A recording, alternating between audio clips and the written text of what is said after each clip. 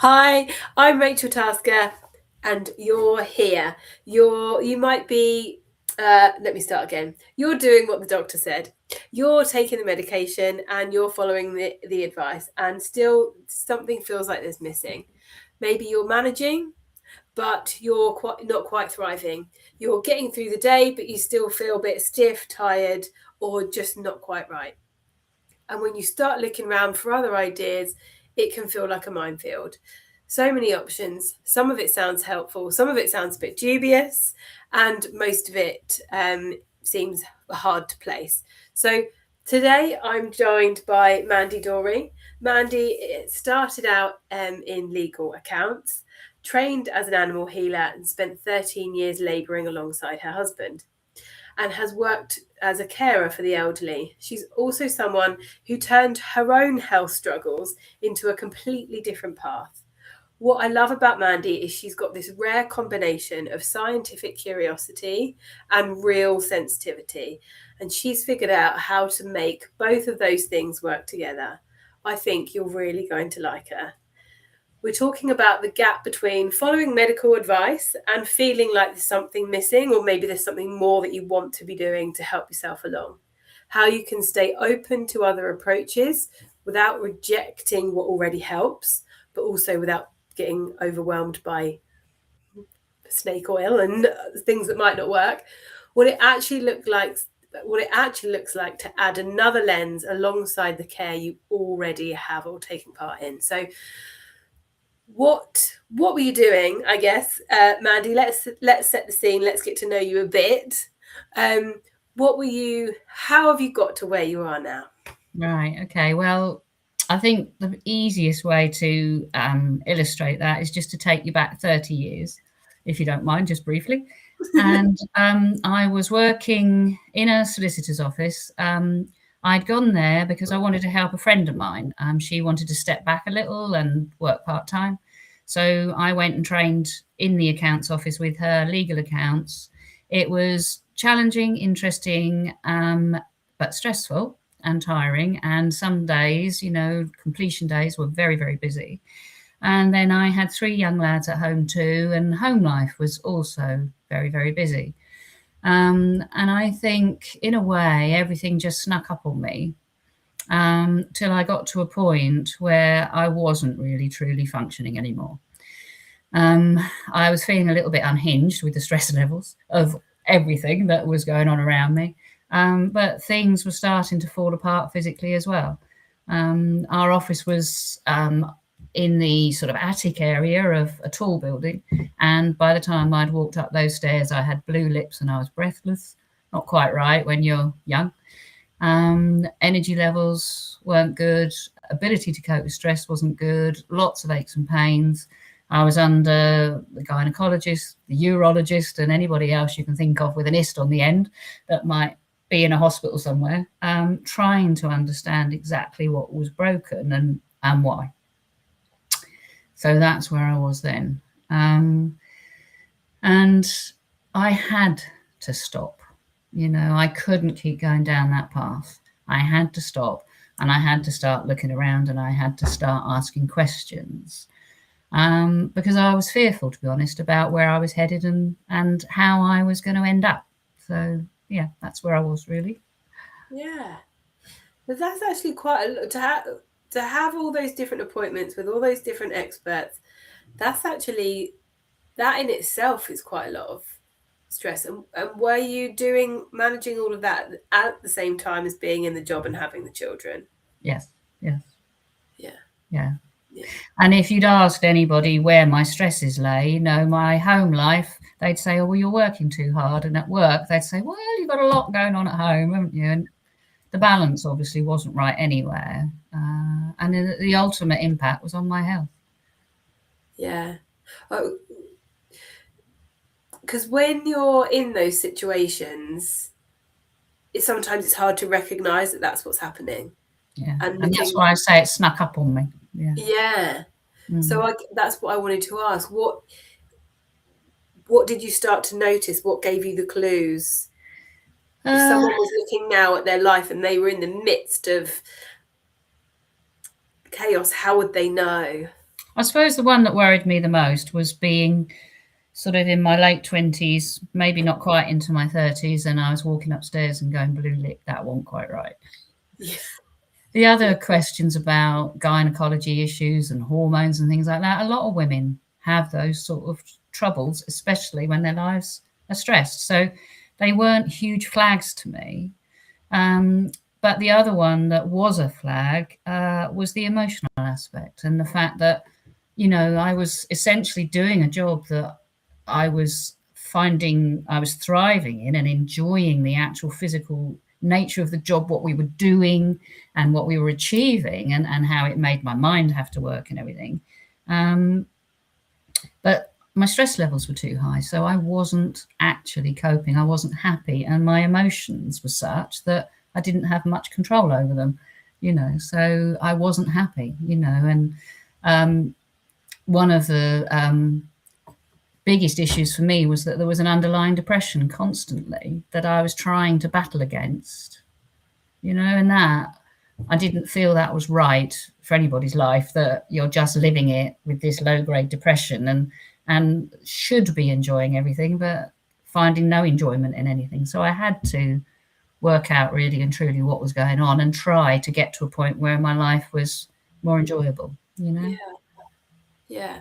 And I suppose because depression is talked about more now, but it wasn't 30 years ago. So do you think you labelled it? Was it labelled as a form of depression then? Or, 100%. yeah. Mm, mm.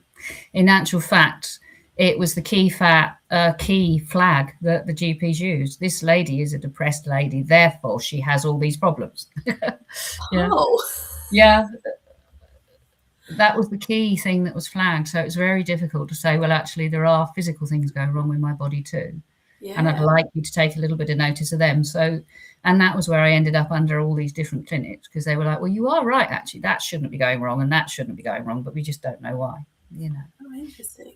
Mm. Hmm. Okay. And so we've talked a little bit about the past. What about the present and the future? So what is it you do now? How does life look different? I mean, we're human, so we're not perfect, but Uh, Well, I know, absolutely. And we all have up and down days. But I think the key thing was actually, if I'm perfectly honest, I got a diagnosis, which was Hashimoto's, which sort of all those physical issues would have been explained by that, basically. And that was moving forward there. But in the process, I made the decision that something had to shift, because my body was telling me it wasn't coping with all the stress levels. And therefore something had to change, and my home life was my home life, so it was the work life that had to change. And I went and worked for a company called Dialer Lunch that my dad worked for. They delivered meals to old people, and I by nature everything had to be delivered by lunchtime, so I was knocking off as the kids came away from school. My son said to me years later, he said, how on earth did you manage, mum, when you went from that job to that job? Because obviously there was a financial change. And I said it was a case of had to make it work, because, you know, just because, you know, I knew I couldn't keep going like that. So, yeah, I decided to change my work, and it was valuable, and it was giving me time and space for myself. That was the important bit. You yeah, know, I was doing something with purpose. It felt great to be helping these people, and it was giving me the time and space to start to explore. So I started to explore meditation, homeopathy, Bowen, acupuncture, and all sorts of other things that perhaps might help me on my health journey to get myself completely to where I wanted to be. But I did have a medical diagnosis too, and that's obviously a very important part of the story, you know. yeah. And with your medical diagnosis, was there medicine? Is there a There prescription? was. Yeah, it was crucial that I took thyroxine, because what we discovered was that this story actually began 30 years prior to that, when I had meningitis, and a virus was introduced to my body that had damaged my thyroid. Right. So my thyroid wasn't working. And the only way to make all these myriad things that were going wrong, because if the thyroid doesn't work, nothing really works. The only way to make that better was to take thyroxine. And 30 years ago, I was told if you don't take thyroxine, you won't be treated by any GP. This is the answer. We've got different ways of looking at things now, haven't we? But at the time, that was the answer. And it did work. It did, for the most part, get rid of an awful lot of those health issues, and the ones that were still bothering me, it flagged up the fact I couldn't handle stress. So I had to learn how to do that and all those sorts of things. And it was about then learning about who I was really and how I was going to get the best out of life after that. Wow. That's a big mindset shift, isn't it? It was, and you have to realise that I did take you back 30 years. So a lot has happened in that time, and that's a crazy. It doesn't always happen in 5 minutes, does it? No, it doesn't. No. So you changed jobs. Your son made his, notice the difference, but now you're in your own healing space of helping other people. That's so right. How did you get to that? Well, I went to a meditation class as part of trying to learn how to calm, relax, and slow for myself.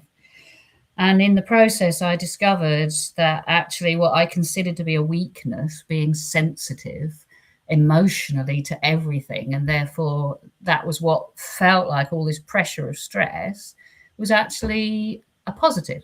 Because if I just sat quietly in my own quiet space and meditated, then I got to know myself a lot better. I got to know my body a lot better. I gave it the chance to slow down and just be quiet for a minute. And I became aware of the fact that I do just feel everything very intensely when perhaps other people don't feel it quite that way. We're all different. Every single one of us has got our own answers. This is just my story, isn't it? But for me, that was a key step. And it led me into different classes. And from there, I had one of my teachers who said to me, I think your sensitivity can be put to good use because I think you're a natural healer.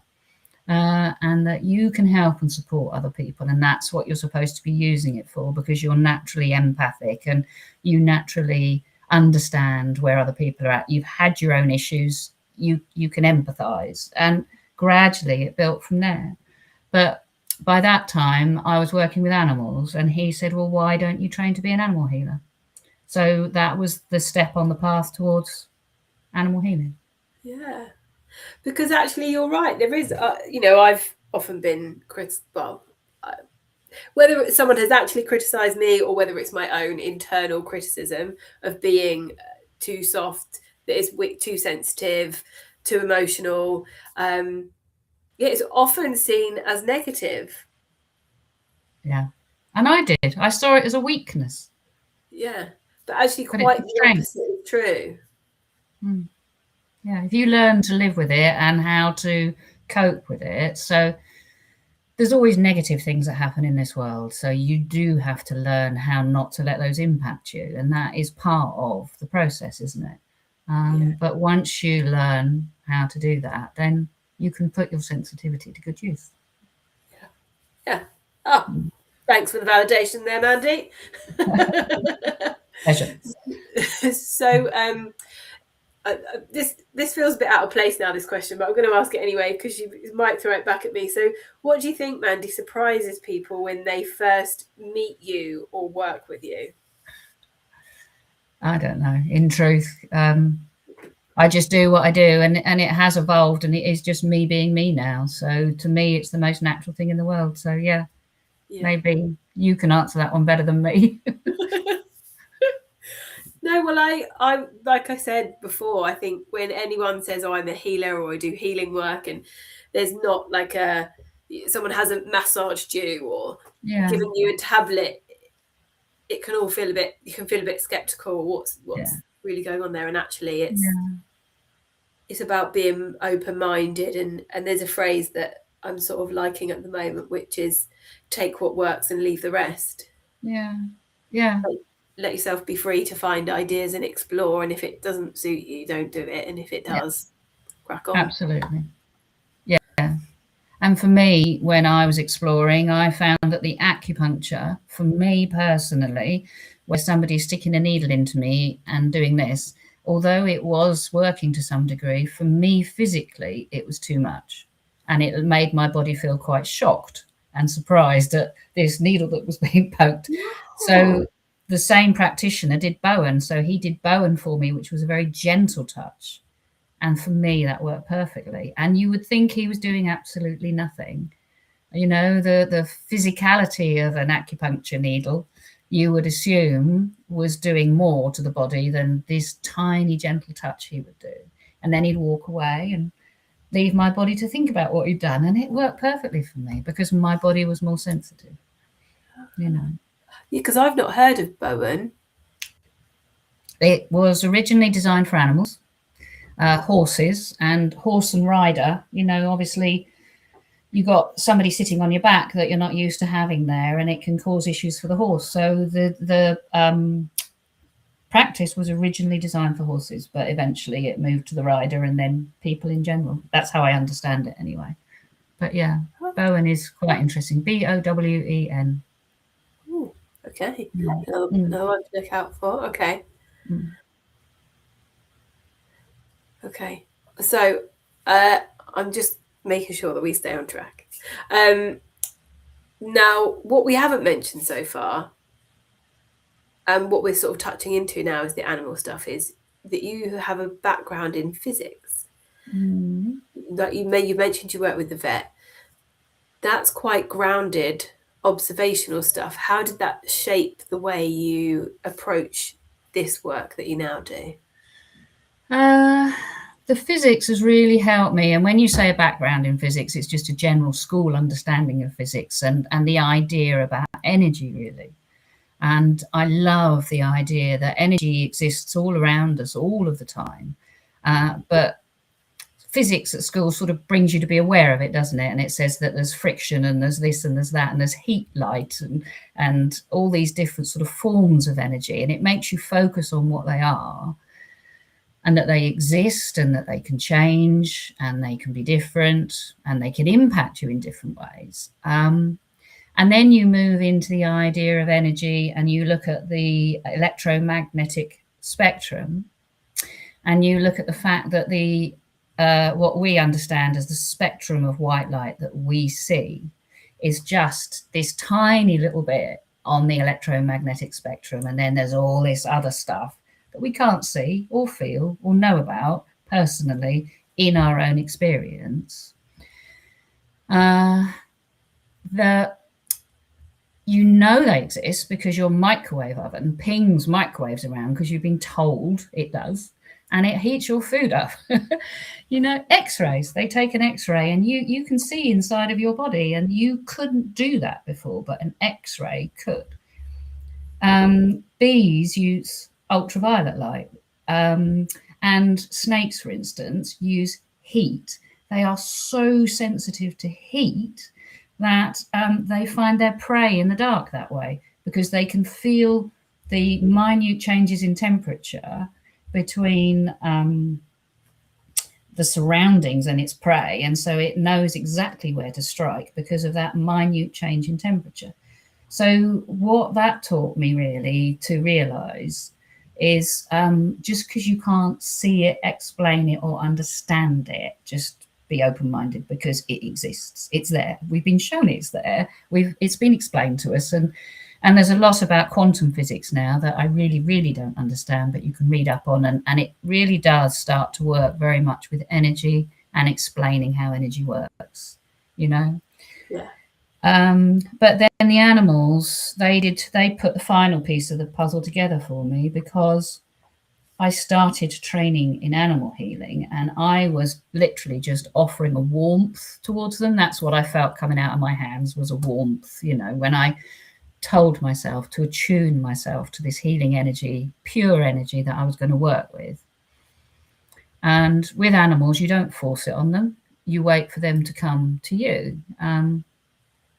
And the lovely thing is that the animals have complete trust. They sense something, they decide, is this right? Isn't this right? Yes, I like it. I'll move towards it. And actually, yes, this is doing me a lot of good. I love it. I'm going to stay here for a while. And then they would know when to leave.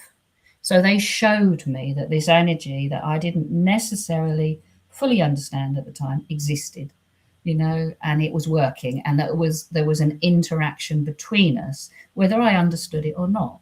And then from there, that was, say, 2005, I think. So I've been doing this 20 odd years with animals and people, and your sensitivity and your knowledge, your understanding and your awareness, let's say, grows. And you become more finely tuned to what you're doing, and you sense more and you feel more, Yeah. So if I can just make sure I understand. So would you'd be at the vet's and you might be in the back room, and you might open the cage of a dog, say, and you'll sit near it, and if it feels like it wants to come out, it will. And then do you put your hands up on it? Does it just sit next to you? Like what? The animal doesn't need to be touched, And initially, I was actually working at kennels, so there were a lot of animals around me at the kennels. And if I went and sat in their kennel and they were stressed because they were on holiday and they were missing their owners, then I'd just sit in the corner of the kennel and I would offer the healing energy up to them, and they'd come into it. And you could argue, well, they're looking for the comfort of being around somebody. But I mean, a typical story is a lady who brought a dog to me because its digestion was poor. It wasn't digesting very well. And when I offered this energy up to the dog, and this was away from the vet's practice, when I was offering the energy up to the dog actually kept putting its shoulder into the energy, not its stomach, which is where I'd expect it to want the energy focused. And I said to her, well, you're telling me his digestion is upset, but he's telling me his shoulder needs fixing. And she went, oh, yeah. She said she'd had 3 or 4 dogs. They were running together. One of them barged him, hurt his shoulder. She had to then lead him while his shoulder was resting. He wouldn't run. And that was what was upsetting his digestion, because he wasn't getting the normal motions that would get everything to pass through his system, and everything was constipated. So he was saying, fix my shoulder, I can run, I'll be okay. Oh. And those are the sorts of things that they tell you, really, in the way that you work with them. In the vets, then really and truly what I would find, the vet was very kind, because it wasn't necessarily something that he believed in, because obviously he believed 100% in everything he trained in and what he was doing, and medicine first, always, totally agree. But he was kind enough, once the animals had had an operation, for instance, to just allow me to sit with them and to offer the energy to them. And as you say, if they wanted to move into that energy, then they could. And the idea is that if you say the vet has done the work that is the absolute work the animal needs, if it's broken its leg, it has to be in a splint, it has, if they've got some kind of issue going on, they need that vet to do the work. But by being a healer, all you're doing is offering a little pack of pure energy to the animal, the person, or anybody else that you've channeled to them. And they take that away with them, and their body can utilize it. So in exactly the same way as the way I look at it, if you eat something and your body digests it and it turns that into energy of some kind. So to me, that healing energy is something they take away, and the body can use it to heal more quickly, Yeah. Does that make sense? Yes, it does. But it just brings me up with another question. Sorry. How do you, as the healer, generate that energy that you're passing on? Is it because you're sensitive and you're able to feel things? Is it like just when you've prepared for an exam, or you just got that sort of hyper focus concentration? Is it because you've emptied your mind of everything else and you're just focusing on the presence of being with the animal? I don't know. How does that work? Yeah. Yeah, interesting question. And as I say, I've it's developed over the years, but my teacher keeps us humble, and I love her because she says we're just a drain pipe. And Okay. so, if you think about it that way, the universe is full of energy, good or bad. Yeah, we know that. There's positive and negative around us in every way, shape, and form. And if you're in positive energy, you feel good. If you're in negative energy, you feel bad. And we all talk about walking into a room and, oh, this doesn't feel right. I don't like this. So, in its most simplest form, what healers do, we can sense energy. We know what is good energy. We know what's bad energy. And then we just learn and train and focus to focusing on that positive energy. We call it anything you like, really. Universal light, if you like, you know? It's a positive energy coming from the universe, isn't it? It's somewhere in the universe. Call it what you like. Everybody's got different words. I don't want to get hung up on words. And you just focus on that energy coming into your body and you imagine it, but it then starts to manifest as a heat that, or a cold sometimes, that comes out of your hands and passes to the recipient. So, as I say, the animals will move into it because it feels nice. They instinctively know it does. The people that we work with will say, oh, your hands were warm today, or your hands were cold today, or oh, I felt a tingling. And I find for myself personally, what I've learned now is when I'm moving around a person's body, if that heat in my hand intensifies, then I know that that part of their body is an area of their body where perhaps there's been a previous injury or there is an injury. So if I'm somewhere over their heart and I feel a lot of discomfort for them emotionally, then I know they're going through a difficult phase. Does that make sense? Yeah. And if I'm on their knee and I suddenly get a lot of heat coming, then I'm like, what have you done to your knee? It's as simple as that, really, because I feel the heat. You know, Oh, it's not rocket okay. science, it's just being sensitive. Yeah. Before we came on, we were having a bit of a chat, and I does it come back to, does some of the training you speak about, uh I did a little bit on a mindset workshop this weekend, is being able to tune into yourself and where it is really hard to put it into words, isn't it? Yeah. You um need, yeah, yeah, like you in meditation, or there was an activity we did at the weekend, you just have to like just be present with yourself and what your body feels like. And the mm, exercise was getting us to talk about what our body feels like and what we're experiencing. And then if you can be that much in touch with yourself, you're then more able to, those sensitivities, you're then more able to pick up from other people. And yeah, yeah. I mean, in the first instance, it is a really good thing to get to know yourself as best you can, isn't it? Because you don't want anything, you do just want to work as a drain pipe. So you don't want anything about you to be getting in the way. So there's always an element of working on yourself. But the working on yourself bit I find really valuable as well, because it helps me to stay tuned into me, my body, how it's feeling. As a healer, if I'm not right, mentally, emotionally, or physically, I shouldn't go near anybody. So you have to know yourself first and how you are and whether you're in the right place to be doing the work that you want to do for people, you know? yeah, So, yeah, and I find what I do is the loveliest place to be is first thing in the morning in the peace and quiet of the morning. And I do just tune into my body and how are you today and how are you feeling and what sort of a day are we going to have. And we all know that feeling when we can wake up in the morning and we bounce out of bed, and that feeling in the morning when we wake up and something doesn't feel right and you think, oh, what did I do yesterday that was all wrong, you know? And yeah, and I suppose you become a little bit hyper aware of all those things, you know. And probably my health journey has helped me to become more aware too, because I have had to tune into my body, work out what it's doing, how it's responding, and you know, yeah. whether Because it's working. yeah, because sometimes I have a bit of a sticking point about that phrase, get to know yourself. Because when I was younger, in my 20s, get to know myself, what are you on about? You know, Yeah, I'm yeah, here, aren't I? yeah, yeah, yeah. Yeah. But actually, when you're older and you've gone few things, Yeah. you begin to recognise, and anyone who's gone through any sort of ill health, it just becomes really apparent what knowing yourself or your body, what you think, what you feel, how important that becomes. Absolutely. Absolutely. Yeah. Yeah. Yeah.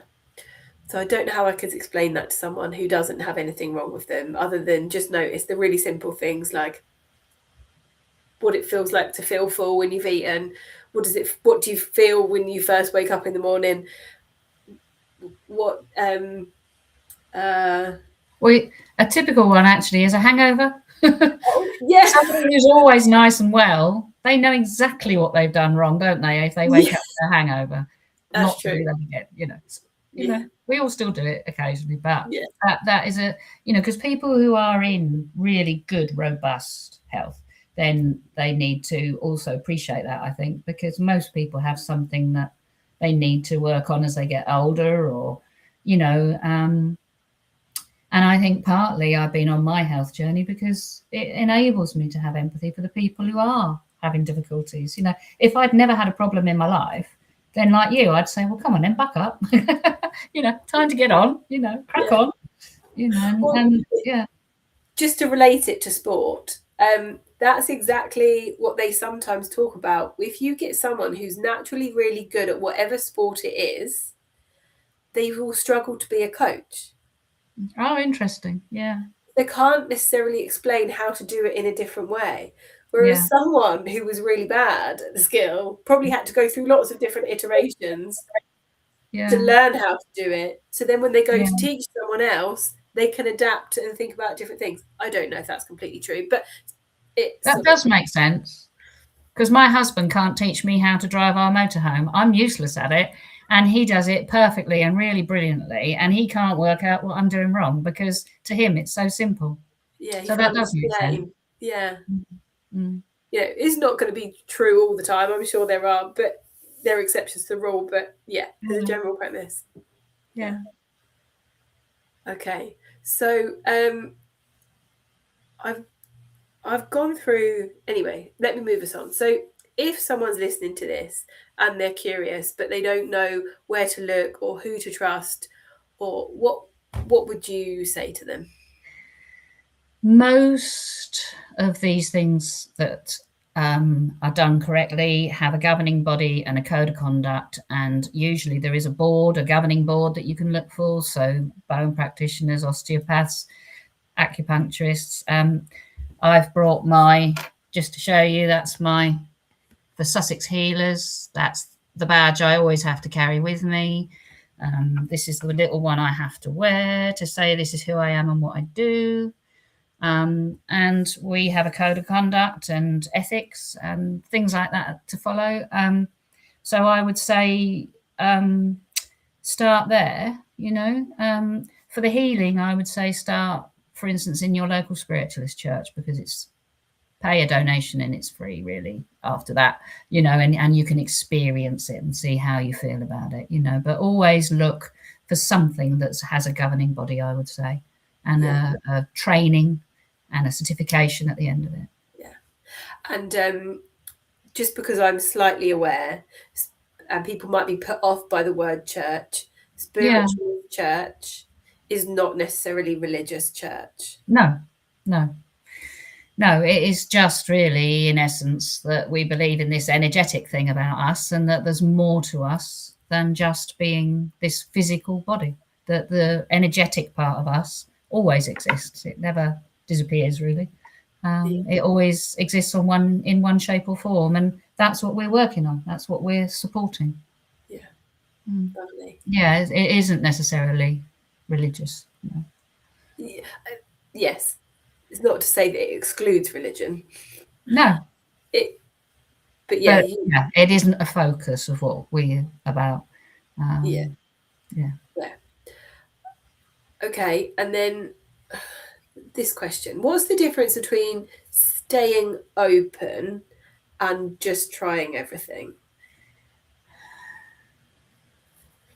If you're just trying everything, then I think you're listening to all the what you shoulds and what are the musts. So somebody would say to you, oh, you should eat more healthily and this is the way to do it. We're all different. We all have different needs physically, and different things work for us. So you've got to listen to your body. So you might try somebody's advice, but then listen to your body. And if it doesn't feel right, stop doing it and then try something different, and listen to your intuition and your gut instinct. And that is what being open is. It's saying there could be something out there that I don't know about that I need to explore. Your instinct might guide you in that direction anyway in the first place, but then listen, and don't just keep doing it because somebody else said it was a good idea, because it might not be perfect for you. Just keep trying until it works for you, and it feels right to you. For me, I can't keep going at it. I can't be stressed. It doesn't work for me. I need time to stop and smell the roses, and I know that now. Yeah. That actually sounds quite nice. Stop and smell the roses. Yeah. I guess from what you just said, I was trying to think about my own examples in like the exercise work that I do with people.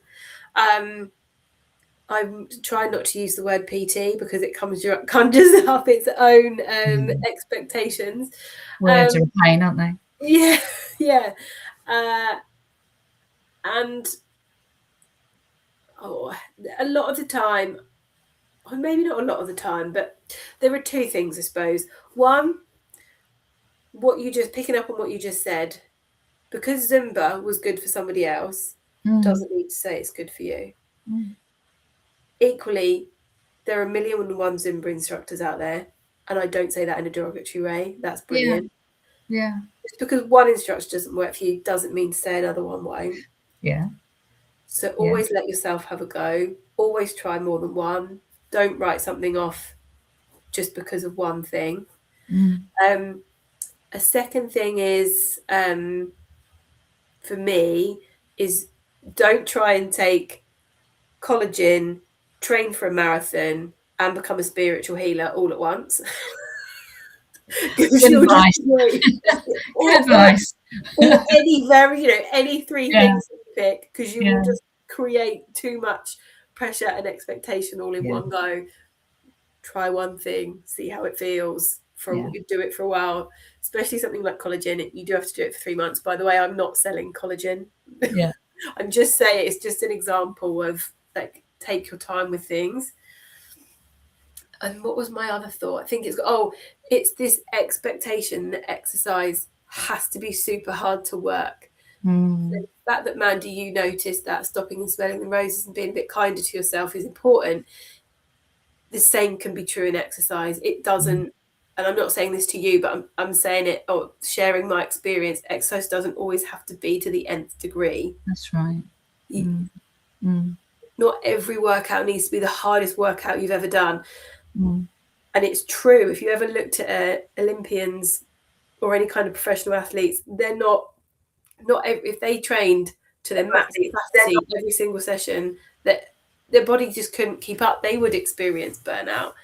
So having the patience to sit in the quiet sometimes and do the things. Absolutely. Yeah. And when I was 20, I could run around a tennis court, but now I'm much kinder to my joints and I get in a swimming pool. Yeah, because also we change, and running around a tennis court in your 20s might be fine. Yeah. But it wouldn't suit me now, for sure. My knees would say no, thank you. Yeah. And some people, they might step into tennis later in life. Like I wasn't the sporty kid in school, but I ended up rowing for the best part of 20 years. Yeah. So you just... Yeah. Yeah. It's finding what suits you, isn't it? And what works for you, what feels comfortable, what makes you happy, and what makes you think, I'm better now, in comparison to how I was before. Isn't it? Yeah. Because when I was growing up, I was told I was a little girl, and that little girls don't do it. So I don't exercise like that. No one's fault. I'm not blaming my parents, are good people. No. But actually, exercise was great for me. I did love it. I love being part of a team. Yeah. Yeah. Yeah. Yeah, So it's just lovely. what brings you on. Mm. Okay, I don't know how to wrap this up now. Oh. Well, I've I feel like enjoyed I've it. got more and more questions. But I guess what would you say if anyone's listened to this conversation and they want to take one thing away that they could. I don't want to give people more, something to do necessarily. I think the majority of us tend to find that we're too busy. We've got a to-do list, we've got lots of things all the time that feel like, our responsibilities and everything. And I would just say, try to remember that you're a human being who needs to be doing the things you love as well and enjoy, and you need to be always giving yourself a bit of balance in life. Don't be hard on yourself. Don't push yourself too hard. Give yourself a bit of space. Take some time. Look out the window when it's a beautiful day and just enjoy it, and remember to stay in touch with who you are, and remember the animals really and the way they are so instinctive about their interactions with us and the world, and we forget that bit of us, and we got to remember it's part of what we are. We are part of this big wide world, and it's the interaction with that as well that's just as important as getting on with our to-do lists. Yeah. So it's not do more, it's do less. Sorry about that. Yeah. Well, It leaves you open then to decide what the next step is and what you really want to do. Yes. And how to do it. Yeah. Yourself. Yeah. Yeah. I'd agree. Does that make sense? Yeah. Yeah. Does to me. And I guess I would say you can't take a 2-week holiday and think that you're going to get it all sorted. No. Well, you asked me about my journey, and it was 30 years long, and I can't tell you about that in a short space of time. So, like you say, it evolves. Yeah, it takes time, but you get there. And let yourself. Yeah, because you will get there. Yeah. Well, thank you, Mandy, for your time. That's all right. Thank you. Thank you for inviting me. Very welcome. Nice to talk to you. Yeah, it's good to talk to you. And I think actually for me, I feel like these kinds of conversations, very human, very vulnerable, very open conversations, don't happen often enough. And so it's nice to have them and to be able to share them. Thank you. Yeah, I've really enjoyed it. Good. Thank you. All right. Well, thank you to anyone who's been listening along with us live. And if you're catching this on some kind of replay or catch up, whatever, I hope you have found it a useful experience. And me and Mandy are going to go back to what we do. And I will, we'll be in touch. Have a good afternoon. Take care. You too.